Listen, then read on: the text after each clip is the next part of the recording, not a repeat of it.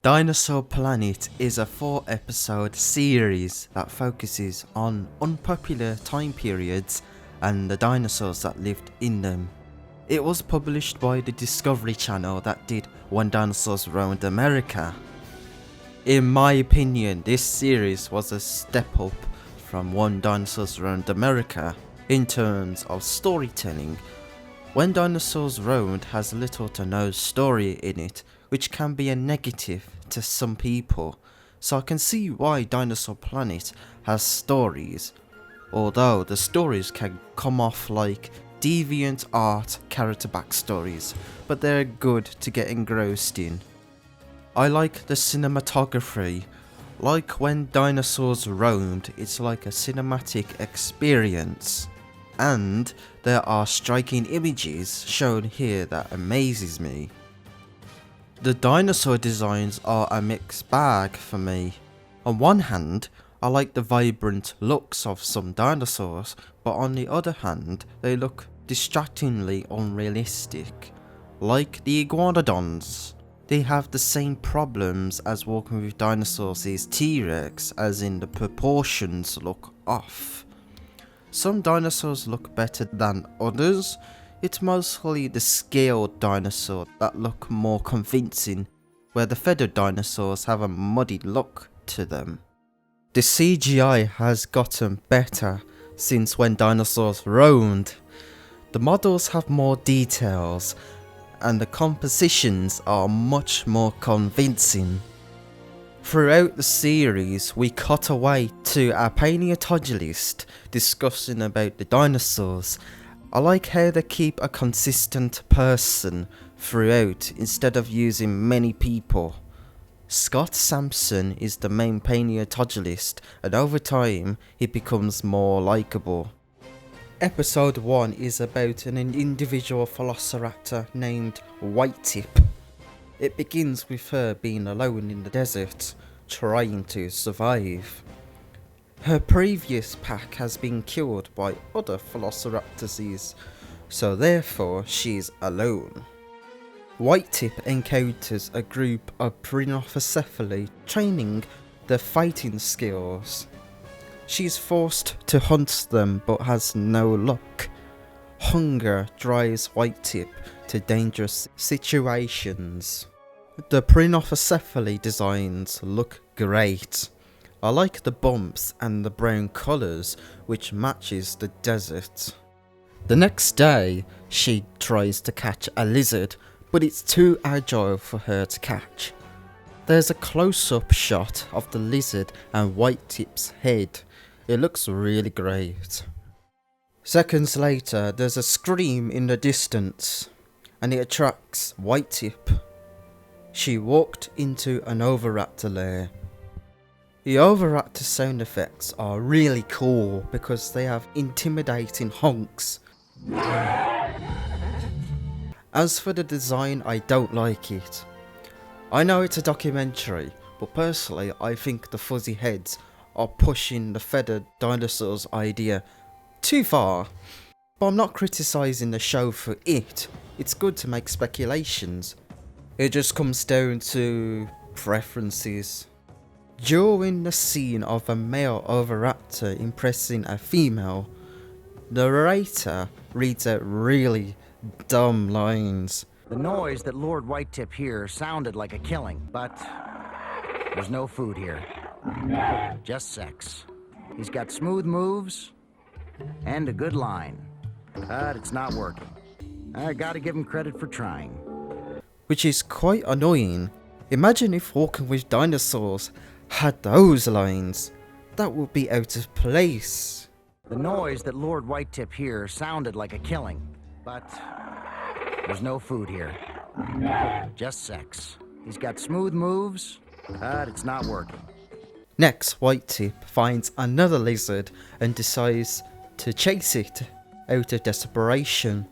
When she attempts to pounce on it, she falls down a hill next to a Protoceratops nest.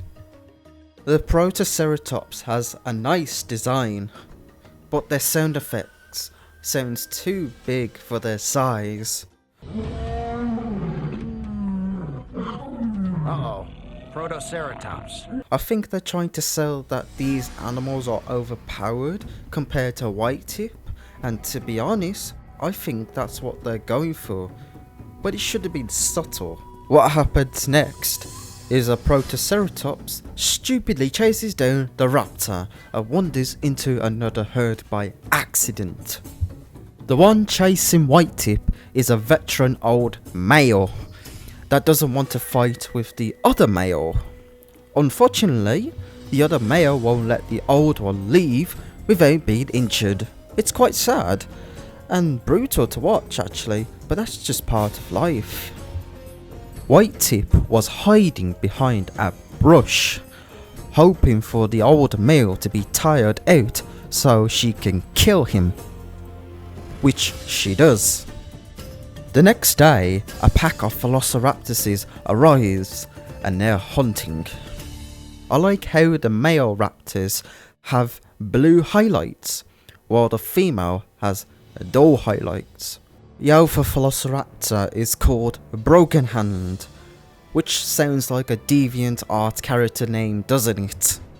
The pack came across a blood trail and they start to follow it.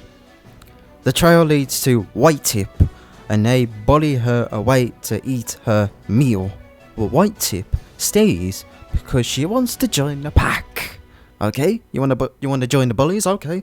And so she and another male within the pack start cuddling each other. The alpha male is jealous and wants to challenge him. And it leads to a really cool fight scene. I like the fight because it's realistic. They bite the heads and kick each other and throw the weight at each other. It's well made. With a new alpha in the pack, they start hunting some Protoceratopses. For some reason, the Protoceratops herd doesn't see the raptors on the hill right in front of them.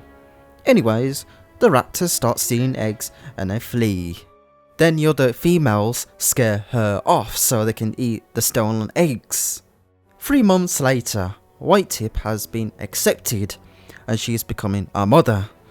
We see a scene where she crafts her nest while the other female gets sand kicked at her. It's pretty funny. Whitetip over time has gained confidence and isn't a pushover anymore, which is a good arc from a few scenes ago. I like this wide panning shot of all the dinosaurs in the desert. Whitetip has laid eggs, so she can't go hunting, but the other raptors can. The pack came across a small skinny dinosaur. They chase it down, only for the dinosaur to be violently killed by an oviraptor. I like how cuteness means nothing in the world because you're just food in the end. It's amazing. Whitetip's babies has hatched, so then she leaves them alone to get some food. What a great mother. To be fair, animals do hide their children while they go off somewhere, but the mother never tells them to shut up because they're going bonkers when she's gone. The pack comes across Broken Hand fighting the Prinophoscephalus but fails to kill one. They keep bashing him into his side and it looks painful. They cornered him but Broken Hand can just run to the side. He's not that smart. Back at the nest, Whitetip gives a dead baby oviraptor to her kids. The baby oviraptor looks really identical to the baby raptors. The next day, the pack goes off hunting. They picked Protoceratopses, but actually tried to kill one. What comes is another cool scene where the raptors do rodeo with the Protoceratopses. The bull Protoceratopses bites onto the male raptor's arms and snaps it. Suddenly, an avalanche of sand comes down, burying the animals under it.